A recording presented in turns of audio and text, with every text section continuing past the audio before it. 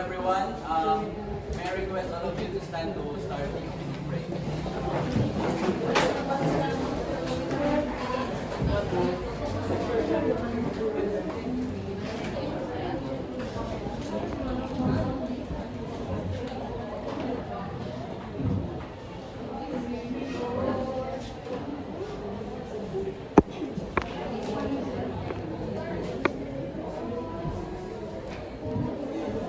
For us to pray.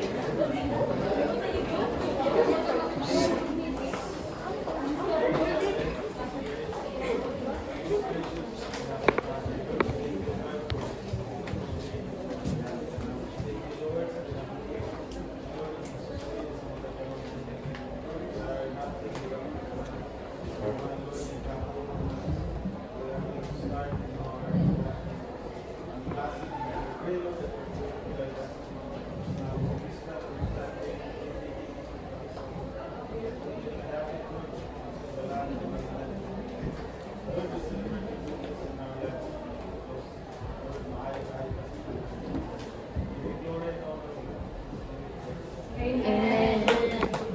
Please remain standing for our invocation.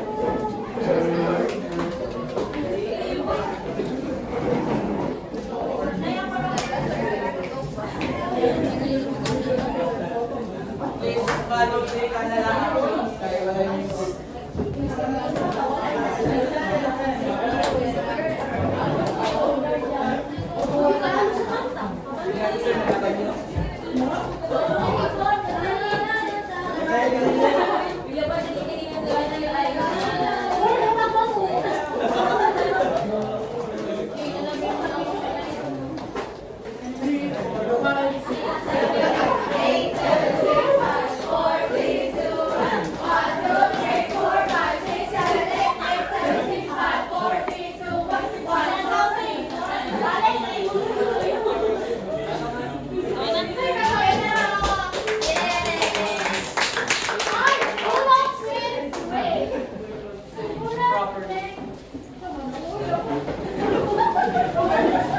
Meron pa ba nila kay Pachatong Tapa? So this time let's have an activity. So this activity is to answer on the beat. The instruction of this activity is first is sit properly your seats, and second is when the music starts, pass the ball, imagine this as a ball, and quickly pass quickly to your seatmate. Pass to your seatmates. When the music stops, the person holding the ball must answer the teacher's question. And if you answer correctly, you will get a prize. And if you cannot answer the person on your right, your seatmate will try to answer. If your seatmate also cannot answer, Ina day pag tuloy din niya makuha ina ra. continue. So let's start. Narong man open.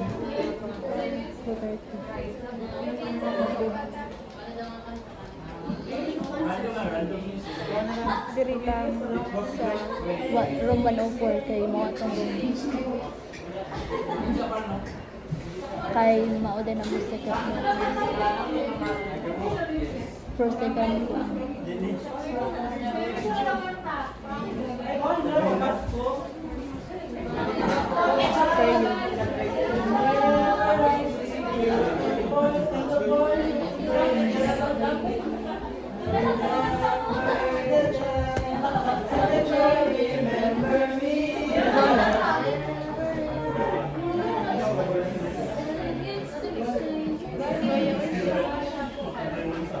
ito oh,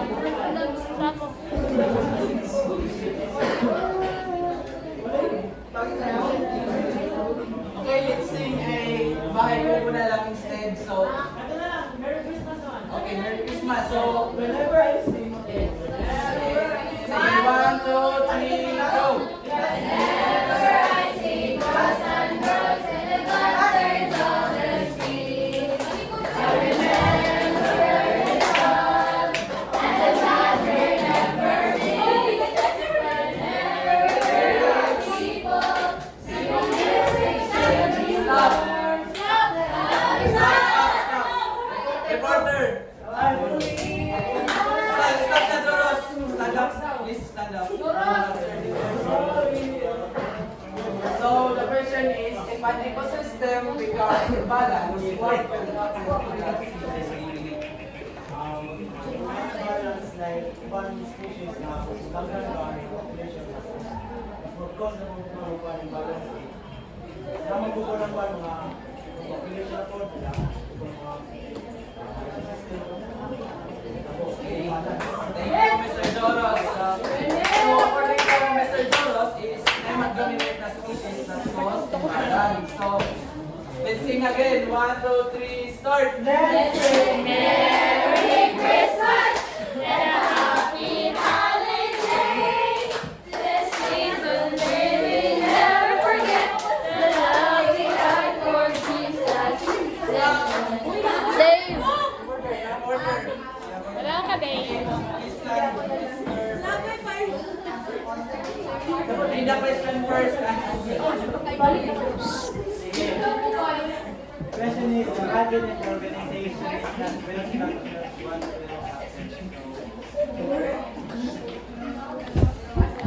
one will happen there will be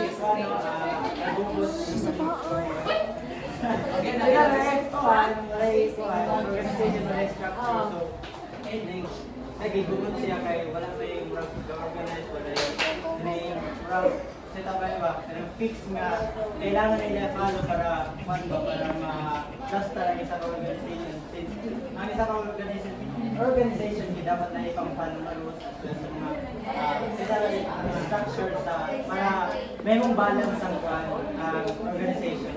Okay, thank you. According to Mr. Francis, if the organization is not well structured, the organization is not orderly and maka-clear sila. So, let's sing again. 1, 2, 3, start. 1, 2, 3, start. Jingle bells, jingle all the way. Our son is the one who will help us get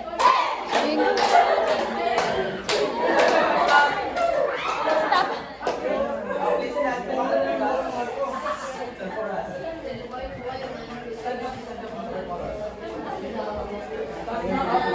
Question is, why mitosis start once they live together before suddenly start feeling embarrassing disorders?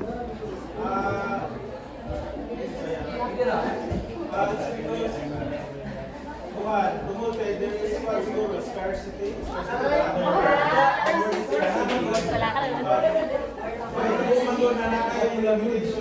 Scarcity mo siya pinagkakuan. Naminog gid siya sa amo. close kayo sila. For example, ilang ako sa Piyare mo ka isla. Tawag na ang mga tao.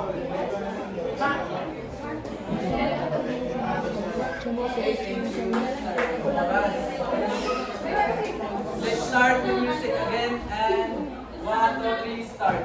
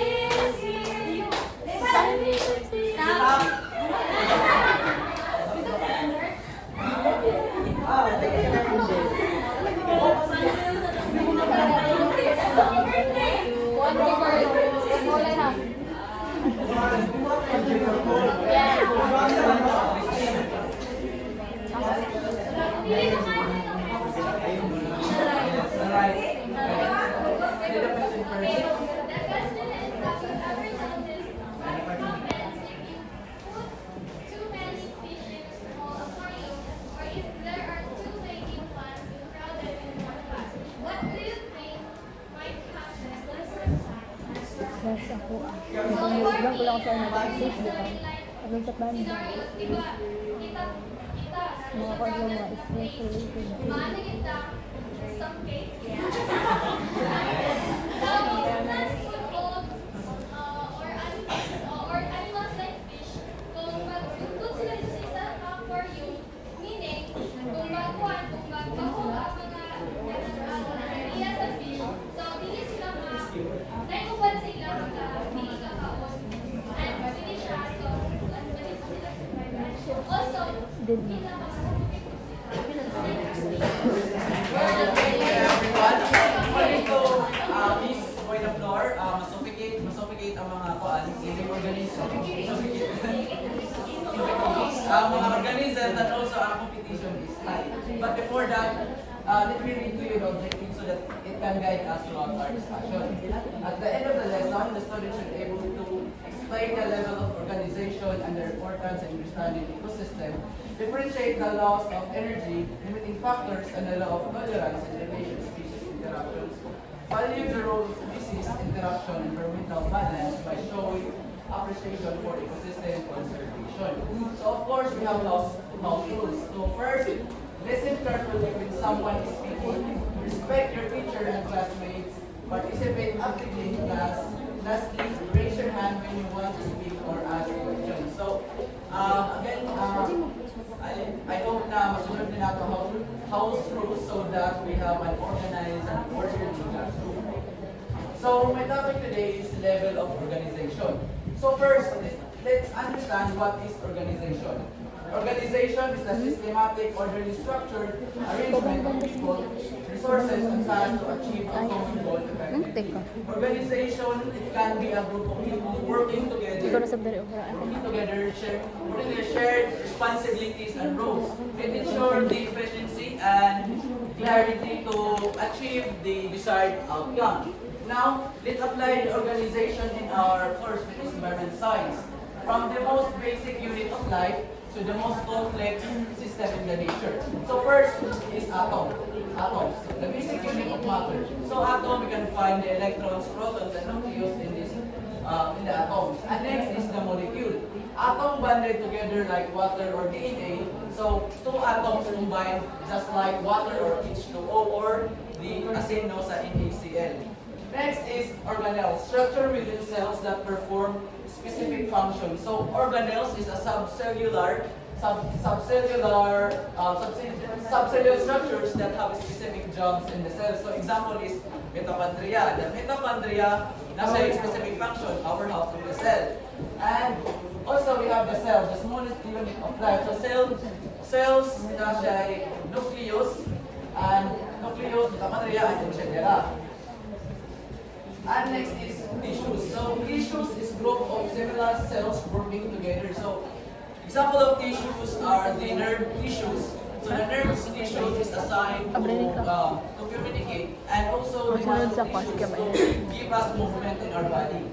And sixth is the organs, structure made of different tissues that perform a specific function. So organs, example is our brain.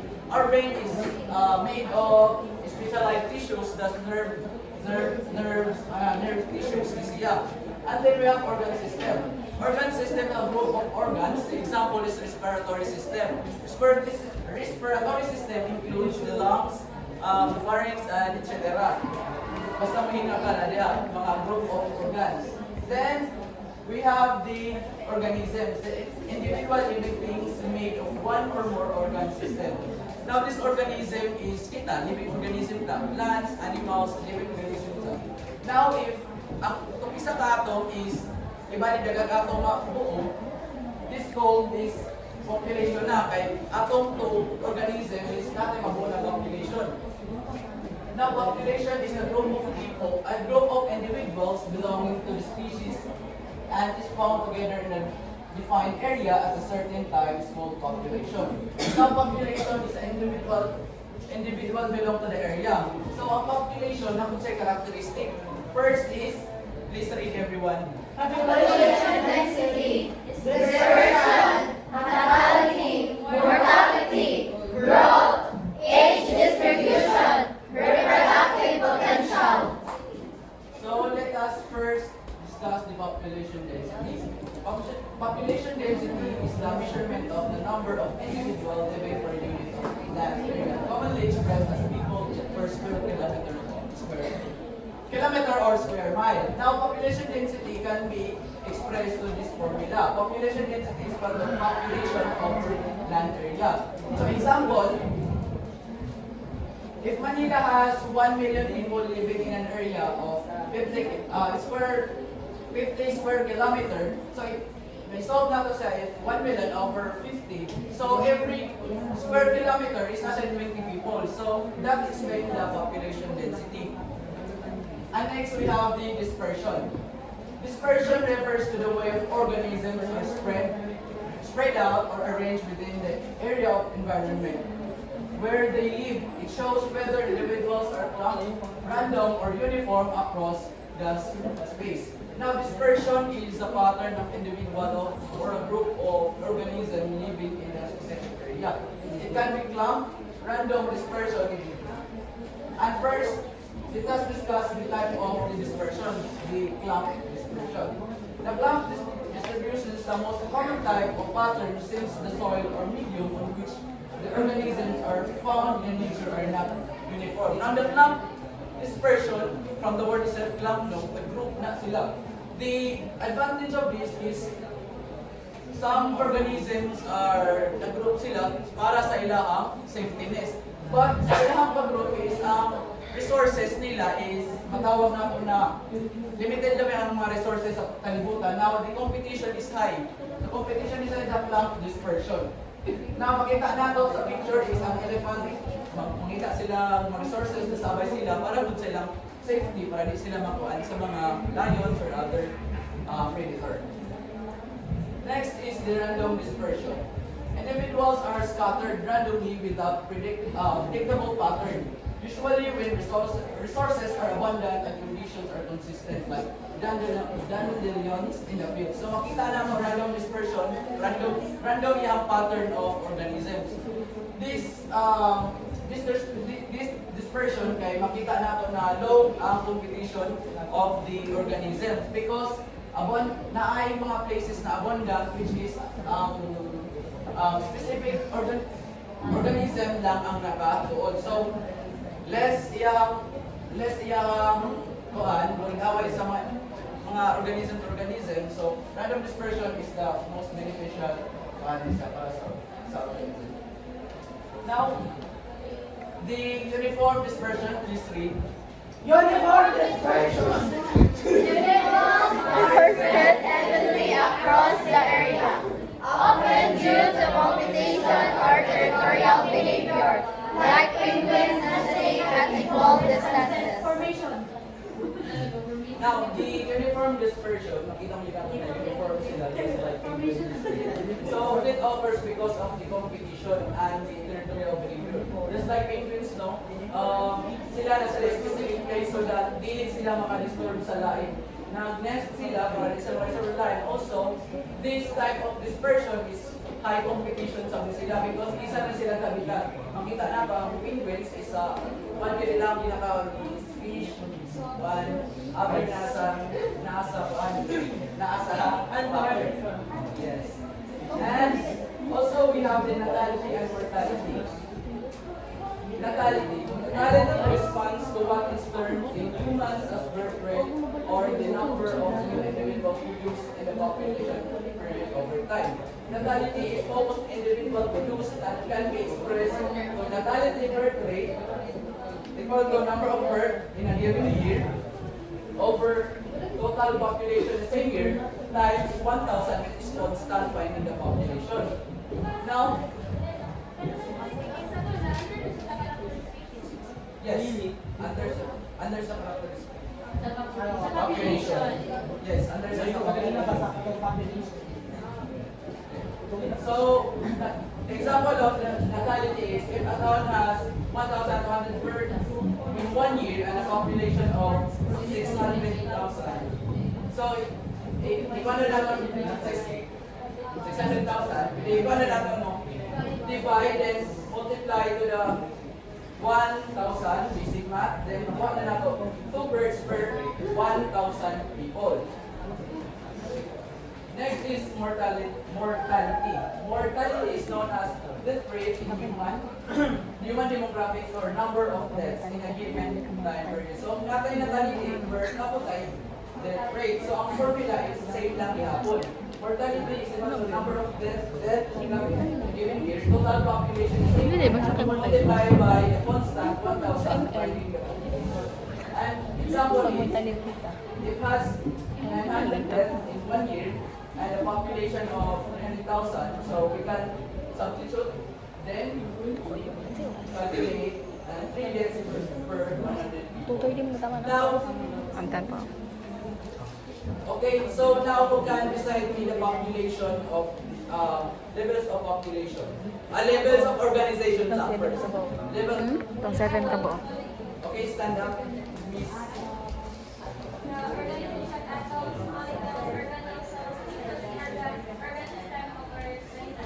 Okay, thank you, Miss Abusas.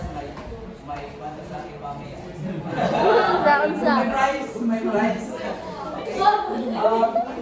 Thank you, everyone. May photo.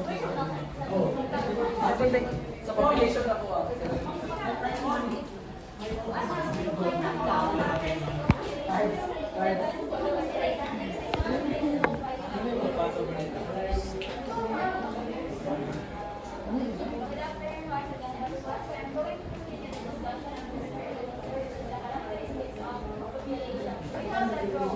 Growth is an important feature of population is the increase or decrease in population size determines its interaction with other populations in the community and there are two types of growth in the world. So first we have the exponential growth or the growth.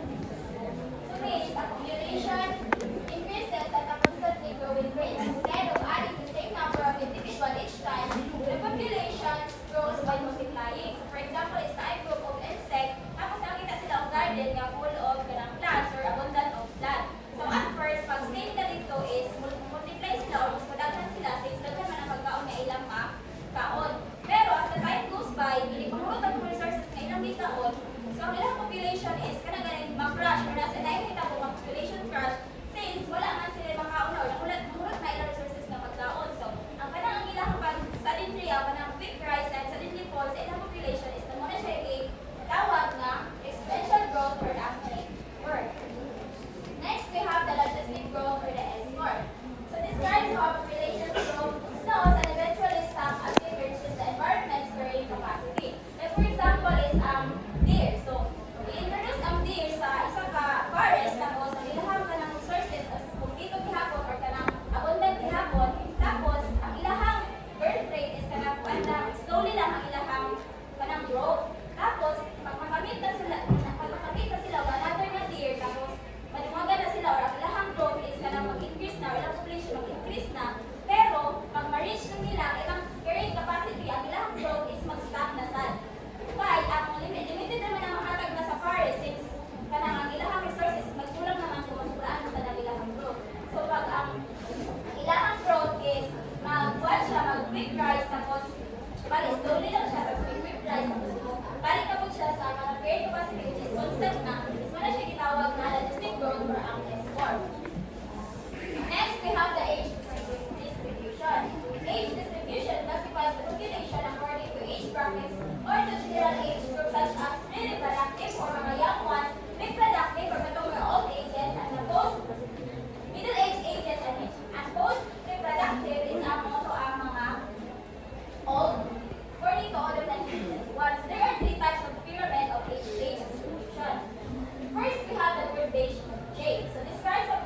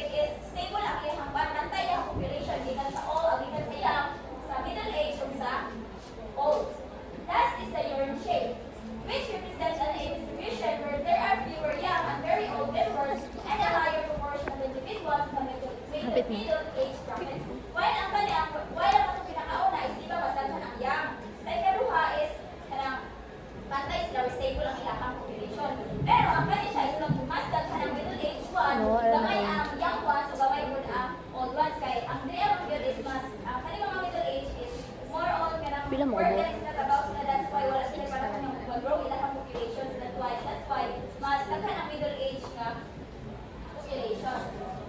Next, we have the reproductive potential.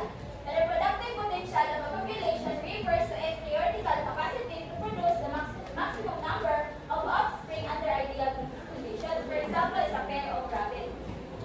A pair of rabbits can have a lot of babies. Tapos magdalaghan na sila, is magdalaghan na sila. Pero ang kasyong mga anak sa katong duha ka rabbits is anak mo to siya kadaghan. Wala siya ginawag na ilahang reproductive potential.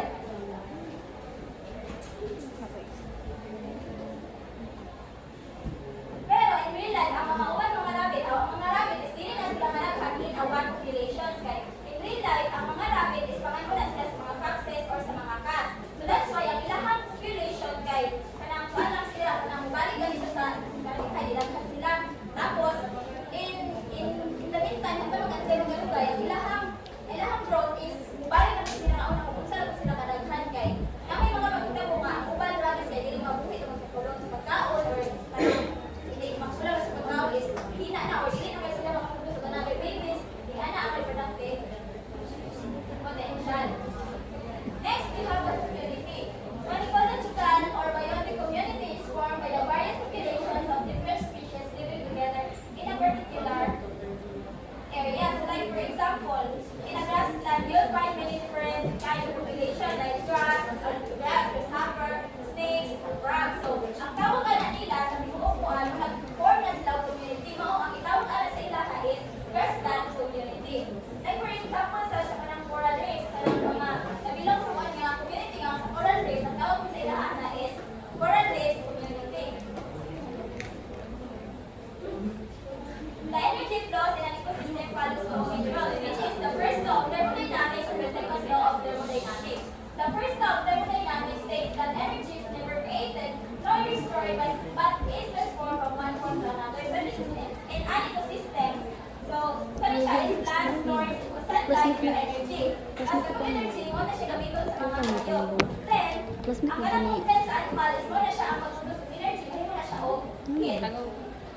The next one is the second law of thermodynamics, which states that as energy is transformed, it degrades or diminishes. Like, for example, imagine a field of grass. So the grass gets energy from the sun. Tapos ang grass is kanong sa grasshopper. Ang makuha nga energy sa grasshopper gikan dito sa grass is only 10%. Pero pag ang grasshopper kanong sa frog, ang makuha nga energy sa frog sa grasshopper is only 10% sun. Pag ang kanong frog is kanong sa sabitin, ang makuha sa bitin nga energy sa frog is mas gamay pa dun sa iyang makuha nga energy gikan sa buwan sa frog. By the time so this is why they are responding fewer animals, higher up the food chain. So in short, population growth is influenced by available resources and the environmental limits, resulting in the rapid growth of the G-curve and the sustainable growth of the S-curve. So population age distribution reflects its growth trend. So when population can reproduce rapidly, environmental factors can keep this number check. So these populations form communities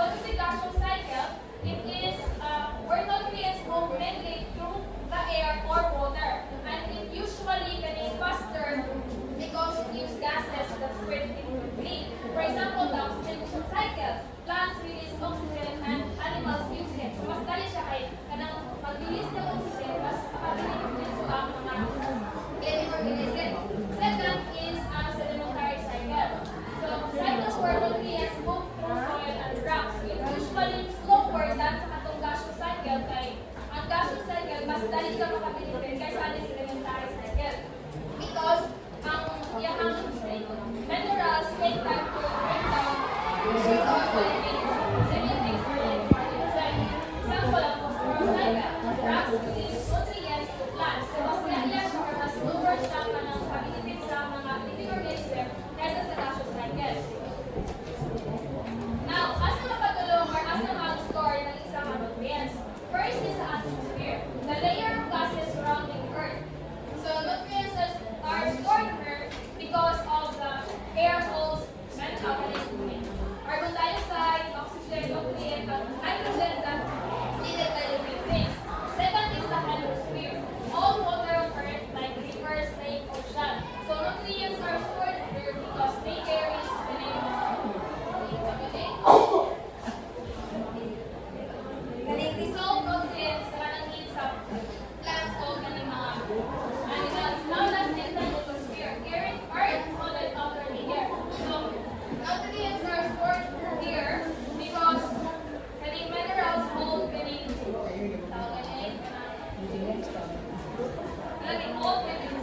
nagtulit sila minerals para manang-eat kaling mag-grow ang isa ka plants nilang animals po. Now, we have the fundamentals of environmental science. So, papyo lang niya kung kay later mura kung makakakil na development.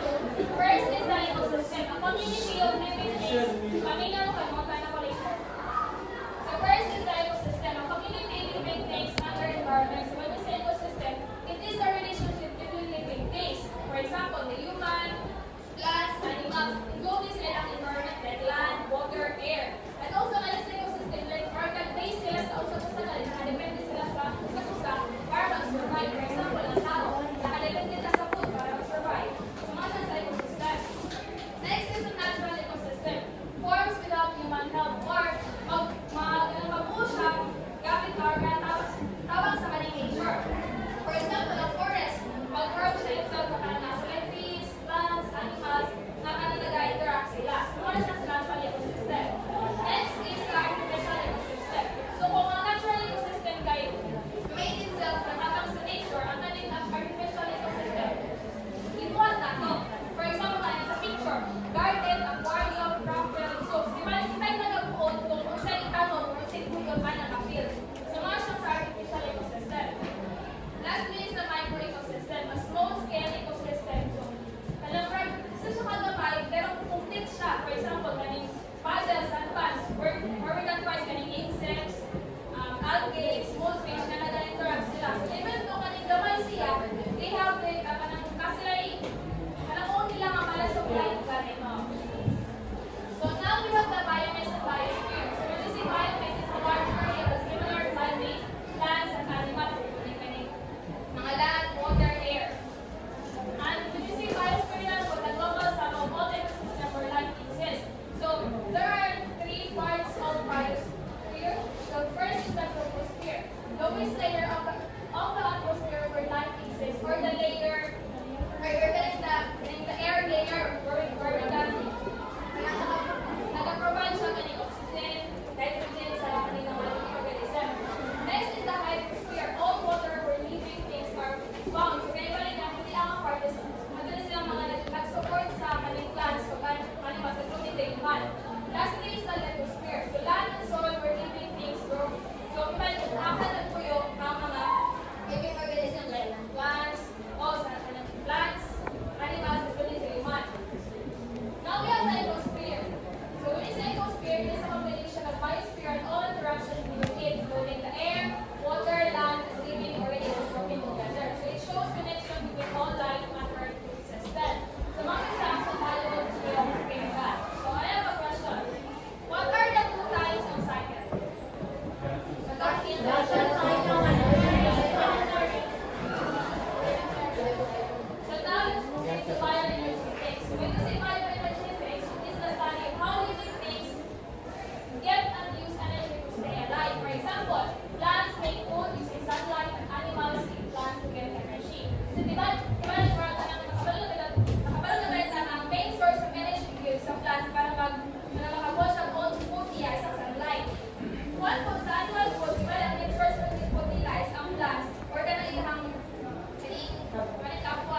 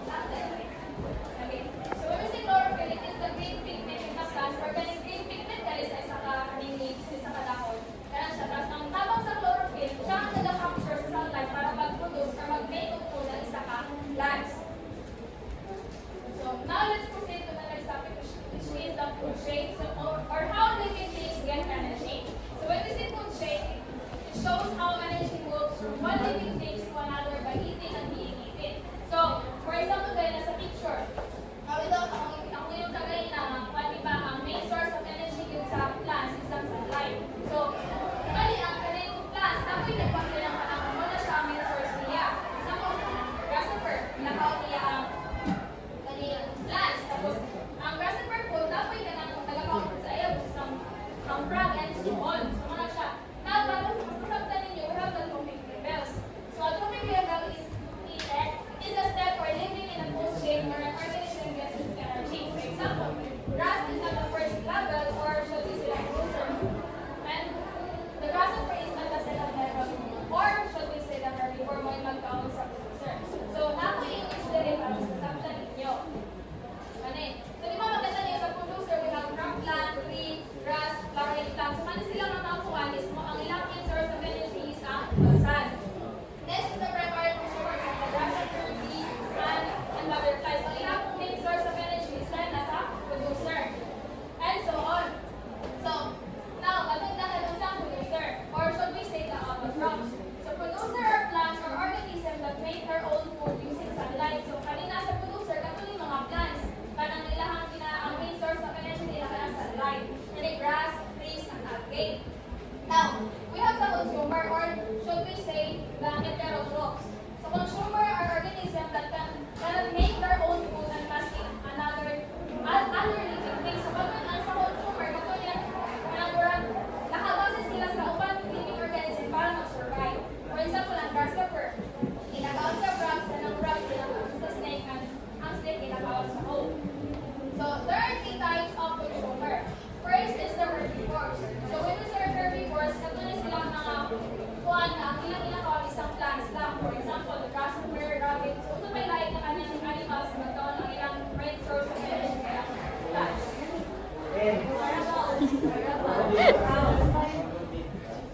Second is the carnivores. So, when we say carnivores, eat other animals. So, katulad sila mga animals or mga living organisms na ilang ginagawa is kapwa nila. Like for example, frog, ginagawa sa snake, and snake ginagawa sa hole. Lastly is the omnivores. Eat both plants and animals. Example na mention sa class kita, mga tao. Ang atong ang main source of energy nato is ang plants o ang animals. Now, wala siya ang example sa land food shape, grass, and some are food shape.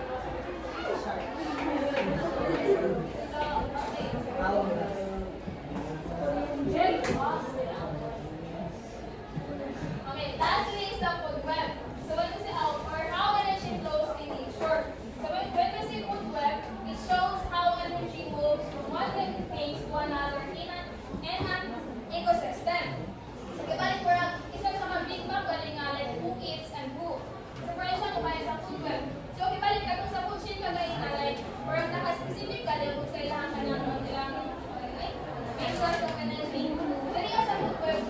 As develop lang siya, for example, sa kanin sa box, buha ang ilang ka ng main source of energy. Mas nag-develop ka na siya ng ilang pangbayan kinakaon. So there are two types of food webs. First is the grazing food web. Energy flows from plants to animals that eat plants, then to animals that eat other plants. Pagkunin siya ang main example is sa food chain. Ito siya. Next is we have the dead food web. Energy comes from dead plants and animals given by decomposer. So example is molendage. Kibalik mga malantang ng isang mga plants or isang mga dahon. Kailangan yan, ang nagapuan sa iya sa mga decomposer at mga earthworms and mga earthworms sa guys, kinakawag sa birds. So, nakapaunta na. Kung sa'yo tawag sa katong mga patay na plants and animals. Detritus. So, ang tawag niya is dead plants or animals like leaves, bark, skin, and faces. So, another question. Kung sa'yo tawag sa nagkatawag sa detritus or katong mga plants sa lupa, ang patay na, sa'yo tawag sa iya. Diba? Ang plant kung mamatay, ang tawag detritus. So, sa'yo tawag sa nagkatawag sa ilaha. Detritus eater. So, ang tawag niya is detritivores. Organism that eats detritus and eat the soil. So, ang detritivores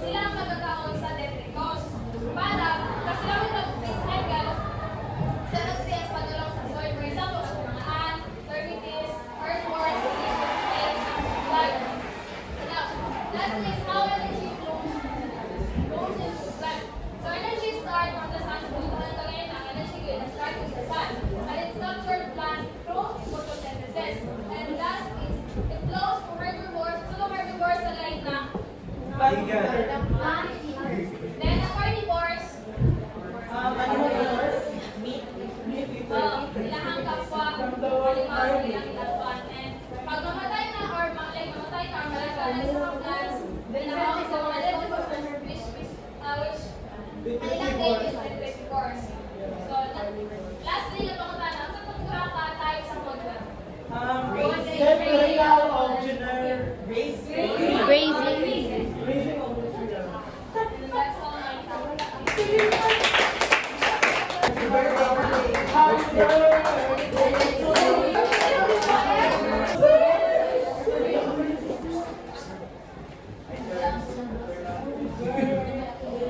Okay, once again,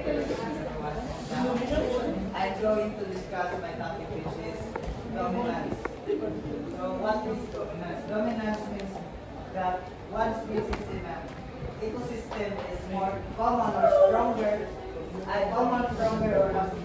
have bigger influence than the other. So, example lang to. So, dahil dua ka type sa dominant species, ang first, ang numerical dominance. So,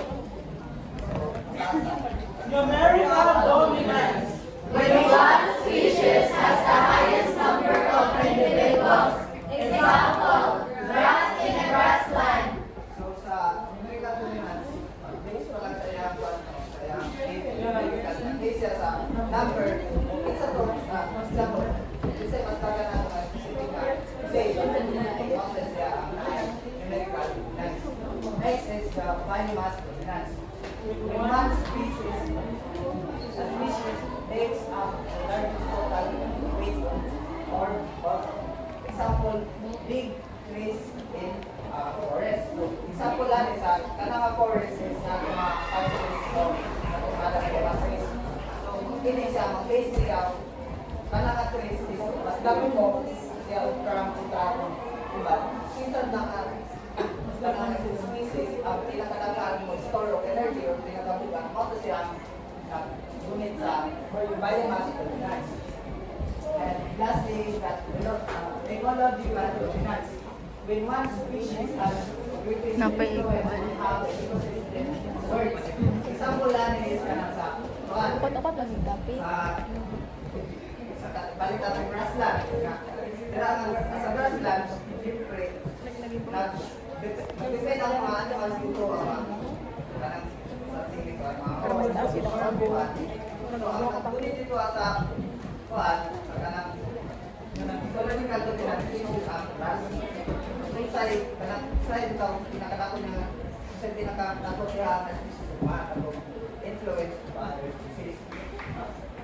Next is the diversity. Diversity means the variety of living things, example, plants, animals, and microorganisms, and their differences in environment. So, kapag na tawag sa ang diversity or ang pagka-live sa species, anong na specific na vital or system. So, sa diversity, bilit na nimo nga simple lang ang ikuha na ito kanang diversity is kanang ecosystem ay ito na ito nga lahi-lahi sila pero very specific. Okay, ang mga experts nagamit na sila o one Shannon River Index which is para ma-measure kung sa tatas o ng diversity at ang ecosystem or habitat. So, Shannon River Index is a mathematical formula used to measure biodiversity. Luman siya ay formula sa measure kung sa ka high or low ang diversity ang habitat. Ano yung nagamit na formula sa mga experts? So para mas mapasimple lang kuhan, example sa isa ka pan na kuhan 20 fish. Kamay lang ang kuhan na 20 kabok na fish na wala, i-consist lang na siya ang tulong ka species. This is one example na ay tilapia, mga palo kabuok, tapos ang carp, duha lang, tatong catfish.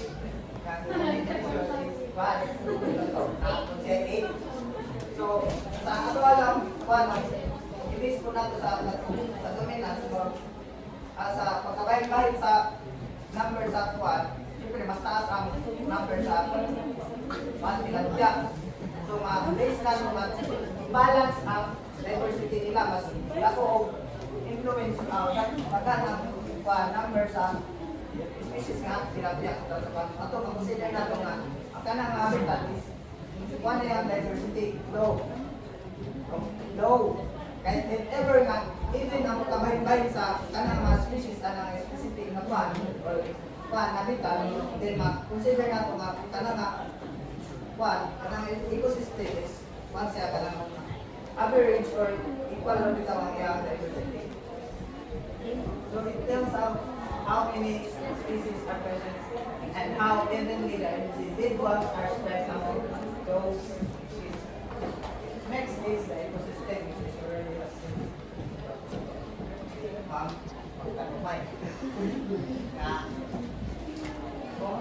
is a place where living things, plants, humans, animals, population, and non-living things, kung asal sila na coexist.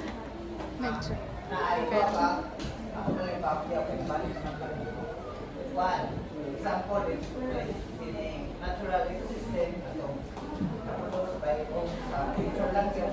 And sa natural ecosystem natin siya is pedestrian, forest, grassland, desert, and mountains. Then sa aquatic, water, ponds, lakes, rivers, and ocean, wetlands.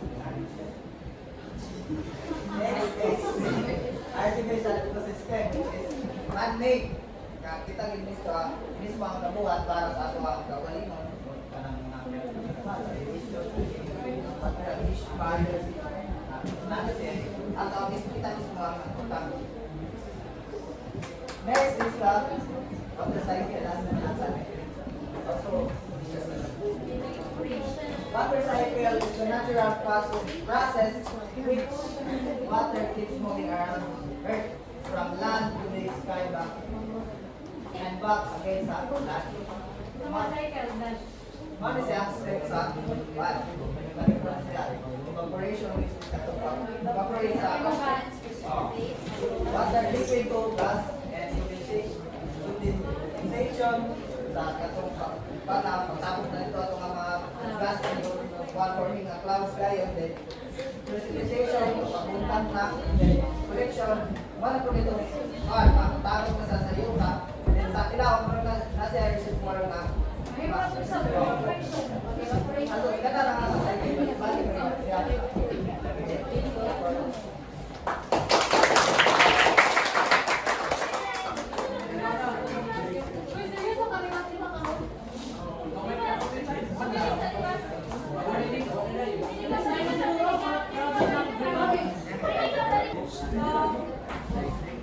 Carbon cycle is the process by which carbon moves through the atmosphere, land,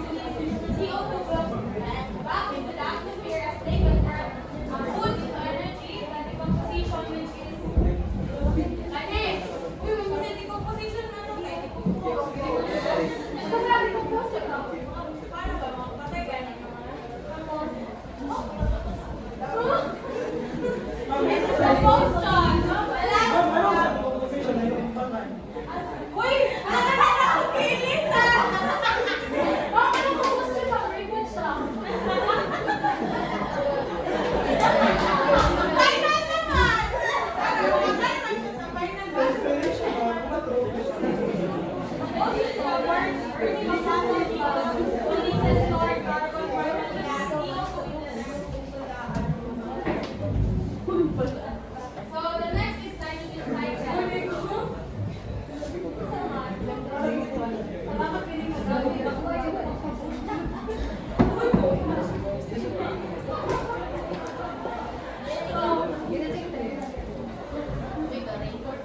When we say nitrogen cycle, it's a natural process of nitrogen circulating through the atmosphere, land, and living organisms. Diba, ilang gani ka percent ang nitrogen? 78%. Basta ang percent to, 78%. Tama na, nasa ninyo sa Yes. This is a diagram of nitrogen cycle. First is the nitrogen fixation. Sorry. Then nitrogen fixing bacteria, which is magtaki ang kabayo, tapos bukas niya sa amplification. O ka na, yan ang name sa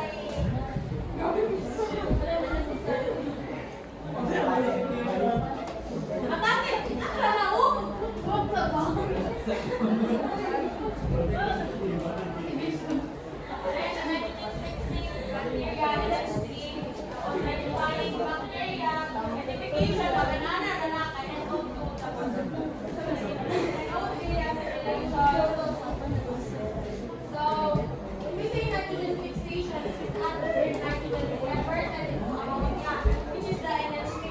Or ammonium, which is NH4 plus. The nitrogen nitrification, but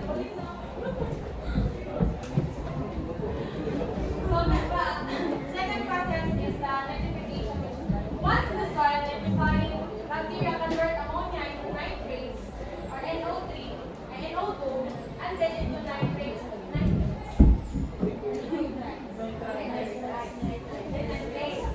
Dahil morning ito ang tagas ni Demetrio Gomez, which is the amplification. When we say amplification in NH plus, and animals like decomposers like bacteria and fungi break down the organic matter, converting the nitrogen back into ammonia. Okay, then the last one is the denitrification.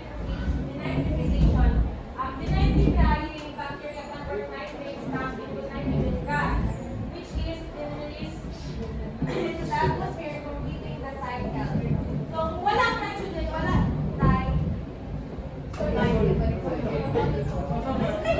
Important sa nitrogen.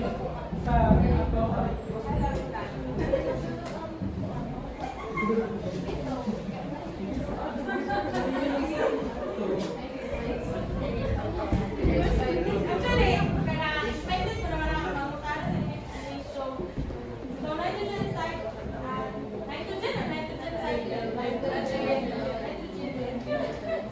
Nitrogen gas. Ang nitrogen niya, important siya neither siya to build proteins and DNA in living beings.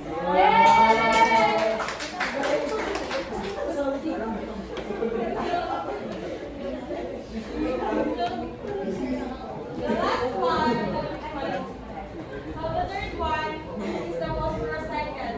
So when we say phosphorus cycle, it describes the movement of phosphorus through the Earth's rocks, lithosphere, water, hydrosphere, and living organisms, biosphere. But importantly, it does not involve the atmosphere. So wala siya ilabot sa atmosphere na to, or na-float na siya, or wala ka na dili sa rock lang siya makuha, dili sa atmosphere. Yes. Nara siya, tadan! Nara siya taman. Ako siya, sugod ikaw. Kaya siya nagsugo. Incorporation of animals. Mag-contact siya o kanang gas. Then, nakakabalin siya. Utake, ay maliit ng patay, malawas. Pag mamatay na sa siya, siyempre, mag-decompose naman siya.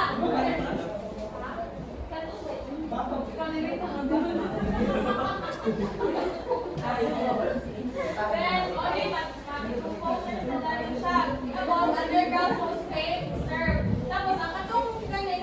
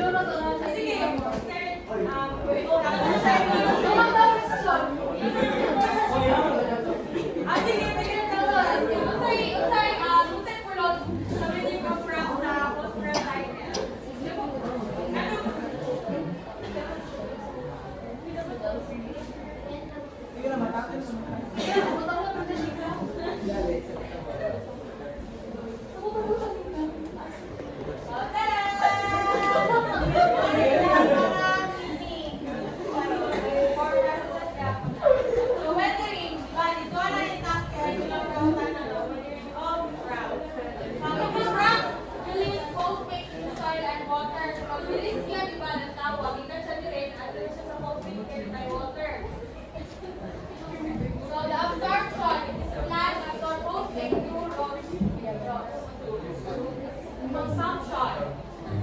Animals will phosphorus by eating plants. Pagkakasan mo kayo na. Then decomposition, it then release them to return phosphorus to soil and sediments.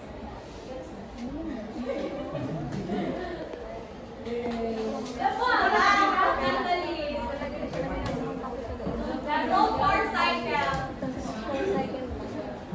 So, sulfur cycle lang, actually, same lang sila sa phosphorus cycle o ilang cycle.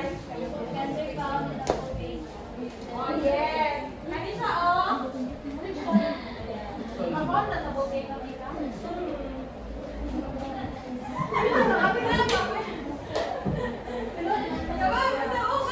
Search kami sa YouTube. Sulfur cycle describes the movement of sulfur between the environment and living organisms, transforming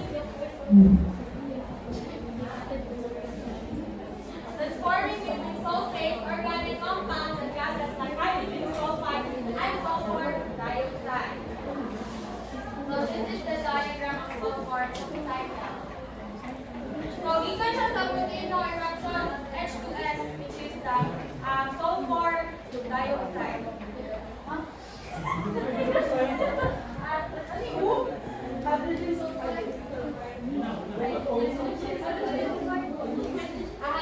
sulfide.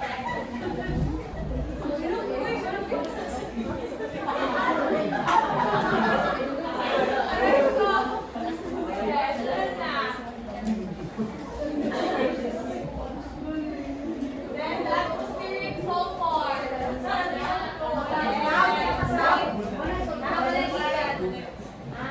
Sa volcanic pasahin mo siya sulfur, atmospheric sulfur, then mag-on siya, mag-tawag siya sa clouds, tapos magulat na yung mga precipitation, and fall under the terrestrial system, decomposition. This time is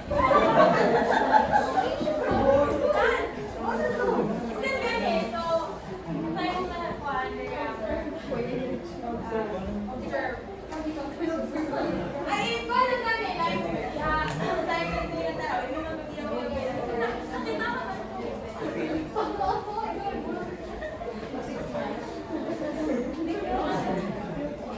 So, connect, given siya sa ocean. Mapyrite siya, sulfate, sa mga decompose, decompose na mga quad, ito siya sa atmospheric sulfur, tapos magkatuloy sa volcanic eruption, tapos atmospheric sulfur na siya, tapos magulat na siya sa precipitation. Then, sa terrestrial system, tapos ang runoff, diba runoff? Tubig.